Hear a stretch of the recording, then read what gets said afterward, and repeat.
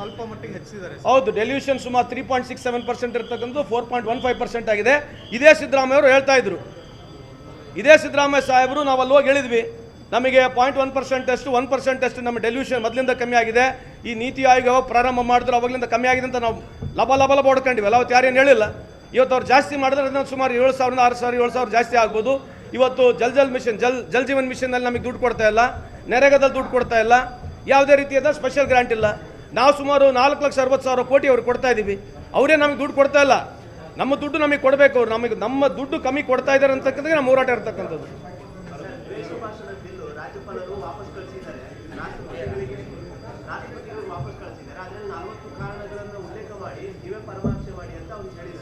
ಅದೇ ಹೇಳ್ತಿರೋದು ದ್ವೇಷ ರೈಟ್ ಟು ಫ್ರೀಡಮ್ ಅಂದ್ರೆ ಏನ್ರಿ? ಫ್ರೀಡಮ್ ಆಫ್ ಸ್ಪೀಚ್ ಅಂತಂದ್ರೆ ಏನು?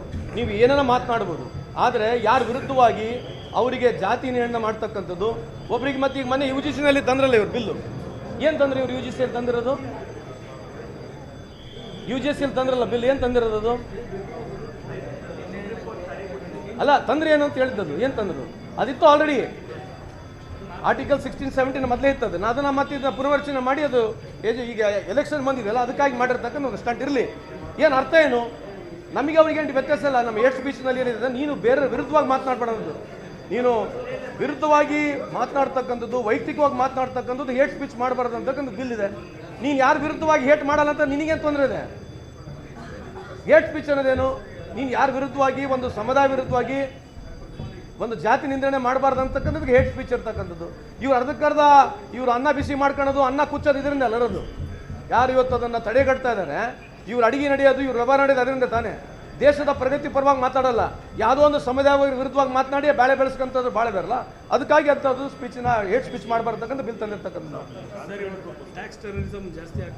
ಯಾರಿಗೆ ಅವ್ರು ಬಿಡಿ ಸರ್, ಅವ್ರು ಯಾವಾಗ ಬೇಕಿದ್ದಾಗ ಟ್ವೀಟ್ ಮಾಡ್ಬೋದು, ಯಾರ ವಿರುದ್ಧವಾಗಿ ಟ್ವೀಟ್ ಮಾಡ್ಬೋದು. ಈ ಟ್ಯಾಕ್ಸ್ ಟೆರರಿಸಮ್ ಈಗ ಹೊಸ್ತಾಗಿದೆ ಏನು? GSTನಾಗ ಬಂದಾಗ ಯಾರು ಪಿಟ್ಟಕ್ಕನ್ಲಿಲ್ಲಲ್ಲ ಈ ದೇಶದಲ್ಲಿ. GST ಜಾಸ್ತಿ ಯಾರು ಮಾತನಾಡಿ GST ಕಮ್ಮಿ ಮಾಡಿದೆ, ಯಾರಿಗೆ ಲಾಭ ಆಗಿದೆ? ಉದಾಹರಣೆ ಕೊಡ್ತೀನಿ ನಿಮಗೆ. 100 ಗ್ರಾಮ್ ಬಿಸ್ಕೆಟ್ ಪ್ಯಾಕೆಟ್ನವನು ಇವತ್ತು GST ಕಮ್ಮಿ ಮಾಡಿದ್ರೆ ಅವನು 100 ಗ್ರಾಮ್ ಕೊಡ್ತಾ ಇದ್ದಾನೋ 80 ಗ್ರಾಮ್ ಕೊಡ್ತಾನೆ ಅಂತ ಯಾರು ಚೆಕ್ ಮಾಡೋರು ಯಾರು? ಇಂಥ ಭಾಳ ವಿಚಾರದ ಮಾತನಾಡೋಕೆ ಹೋದ್ರೆ ಸುಮ್ಮನೆ ಟೈಮ್ ವೇಸ್ಟು. ನಾವು ಮಾತನಾಡಿದ್ದೇನು ಜಾಸ್ತಿ ಹೋಗೋದಿಲ್ಲ ಮೈಲೇಜು. ಬಟ್ ಇವರು ಬರೇ ಸುಳ್ಳ್ರಿ. ಇವರು ಬಟ್ಟೆಗೆ ಆಗ್ಬಿಡ್ತಕ್ಕಂಥ BJP ಅವರು. ಇವ್ರು ಏನಂತಂದ್ರೆ ಭಾಳ ಪ್ರಾಬ್ಲಮ್ ಅಂತಂದರೆ ಆಯಮ್ಮ ಯಾರದಾಳಲ್ಲ, ರೇಖಾ ಗುಪ್ತಾ ಅಲ್ಲ, ಅವ್ರ ಎಷ್ಟು ಬುದ್ಧಿವಂತಿದ್ದಾರೆ ನೋಡಿರ ನೀವು. ಎಂಥ ಬುದ್ಧಿವಂತರು ಚೀಫ್ ಮಿನಿಸ್ಟರ್ ಇಟ್ಕೊಂಡು ಅವ್ರು ಇರ್ತಕ್ಕಂಥ ಚೀಫ್ ಮಿನಿಸ್ಟರ್ ಹೆಸರುಗಳನ್ನು ನೋಡಿಬಿಡ್ರಿ ನೀವು. ಅವ್ರು ಮಾತನಾಡ್ತಕ್ಕಂಥ ಮಾತು ಯಾರನ್ನ ನಮ್ಮ ಯಂಗರ್ ಜನ್ರೇಷನ್ ನೋಡಿದ್ರೆ ಏನು ಕಲಿಬೋದ್ರಿ ನಾವು ಇವರಿಂದ? ಏನನ್ನ ಕಲಿಯೋದು ಅಂತ ಇದೆಯಾ? ಇವರಷ್ಟು ಇವರೇ ಭಾಳ ಬುದ್ಧಿವಂತರು ಅಂತೇಳಿ ಹಂಗೆ ಮಾತನಾಡ್ತಾರೆ. ಎಲ್ಲದಕ್ಕೂ ಅಷ್ಟೇ. ಎಲ್ಲದಕ್ಕೂ ಏನಂದ್ರೆ ಭಾರಿ ಇವರೇ ದೇಶಭಕ್ತರು, ಇವರೇ ಭಾಳ ದೊಡ್ಡ ಬುದ್ಧಿವಂತರು ಇರ್ತಕ್ಕಂಥ ಪ್ರೊಜೆಕ್ಷನ್ ಬಿಟ್ಟರೆ 11 ವರ್ಷದ ಬ್ಯಾಲೆನ್ಸ್ ಶೀಟ್ ಇನ್ನೇನು ಬೇಕ್ರಿ? $92 ಆಗಿದೆ. ಬಂಗಾರದ ಬಗ್ಗೆ ಮಾತಾಡ್ತಾರ? ಏನಾಗಿದೆ? ಎಕ್ಸ್ಪೋರ್ಟ್ ಭಾರಿ ಮೇಕ್ ಇನ್ ಇಂಡಿಯಾ ಅದೆಲ್ಲ ಹಿಂಗೆ ತಿರ್ಗಿಸಿದ್ರಲ್ಲಿ ಸಿಂಹಗಳು ತಂದು ಹಿಂಗೆ ತಿರ್ಗಿಸ್ಬಿಟ್ರೆ ಎಲ್ಲ ಕಡೆ. ಸಿಂಹ ಟಿಕ್ಕಿ ತಿರ್ಗೋದು. ಆ ಸಿಂಹ ಎಲ್ಲ ಕಡೆ ಭಾರತ ದೇಶದಲ್ಲಿ ಎಲ್ಲ ಸಿಂಹ ಹಿಂಗೆ ತರಿಸಿ ಟಿಕ್ಕಿ ತಿರ್ಗೋದು. ಒಂದು ದಿನಕ್ಕೆ ಹಿಂಗೆ ತಿರುಗ್ಬಿಡೋದು ಸಿಂಹ. ಎಷ್ಟು ಮಾಡಿದಿರಿ ಎಕ್ಸ್ಪೋರ್ಟು? ಏನು publicity? Make in India, made in India, make in India, made in India. ಎಲ್ಲಿಗೈತೆ? ಸ್ವಲ್ಪ ಯಾರನ್ನ ಬಂದು ಹೇಳ್ಬೇಕಲ್ಲ ಬೈಲಾಗ. ಏನಾಗೈತೆ 11 ವರ್ಷದಲ್ಲಿ? ಸಾಕಾಗೈತ್ರಿ ಇದು. ಮುಂದೆ BJP ಮುಖಂಡರುಗಳಲ್ಲಿ, ಕಾಂಗ್ರೆಸ್ ಮುಖಂಡರುಗಳಲ್ಲಿ ಹೊಸತನ ಬರಬೇಕು, ಹೊಸದನ್ನ ಯೋಚನೆ ಮಾಡಬೇಕು. ಯಂಗರ್ ಜನ್ರೇಷನು, ಜನ್ರೇಷನ್ಗೆ ಯಾವುದೋ ಒಂದು ವಿಚಾರವಾದಂಥ ರಾಷ್ಟ್ರ ಕಟ್ಟತಕ್ಕಂಥದ್ದಲ್ಲಿ ಮಾತನಾಡಬೇಕು. ವಿನಾವರ್ತು ದಿನ ಬೆಳಿಗ್ಗೆ ಇದ್ರೆ ಬರೀ ಕೊತ್ತಂಬರಿ ವ್ಯವಹಾರ, ಇದೇ ವ್ಯವಹಾರ ಮಾಡಿದರೆ ಏನಾಗೋದಿಲ್ಲ.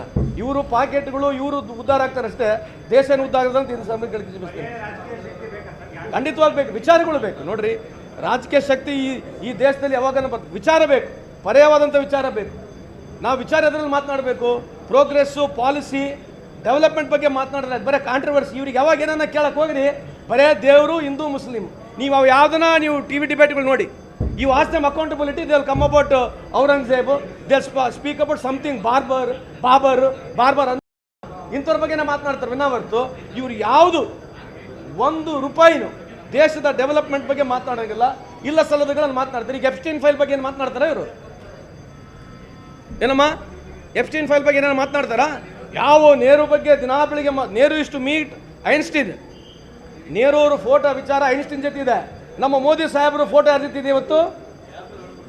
ಅಷ್ಟೇ ವ್ಯತ್ಯಾಸ ಇರೋದು. ಐನ್ಸ್ಟೀನ್ಗೆ ಎಪ್ಸ್ಟೀನ್ಗೆ ಎಷ್ಟು ವ್ಯತ್ಯಾಸ ಇದೆ ಅಷ್ಟೇ ನೆಹರು ಅವರಿಗೆ ಮೋದಿ ಸಾಹೇಬರಿಗೆ ವ್ಯತ್ಯಾಸ ಇದೆ. ನಮಸ್ಕಾರ. ನಿರ್ಭೀತ, ನಿಷ್ಪಕ್ಷಪಾತ, ವಿಶ್ವಾಸಾರ್ಹ ಸುದ್ದಿಗಳಿಗೆ ಮತ್ತೊಂದು ಹೆಸರಾಗಿರುವಂತ News18 ಕನ್ನಡ ಈಗ ಆಪ್ನಲ್ಲೂ ಲಭ್ಯವಿದೆ. ದಯವಿಟ್ಟು ಇಲ್ಲಿರುವಂತ QR ಕೋಡ್ ಸ್ಕ್ಯಾನ್ ಮಾಡಿಕೊಂಡು ಆಪ್ ಡೌನ್ಲೋಡ್ ಮಾಡೋದಕ್ಕೆ ಮರಿಬೇಡಿ. ನಿಮ್ಮ ಬೆಂಬಲ ಹೀಗೆ ಸದಾ ನಮ್ಮೊಂದಿಗಿರಲಿ. ಧನ್ಯವಾದ.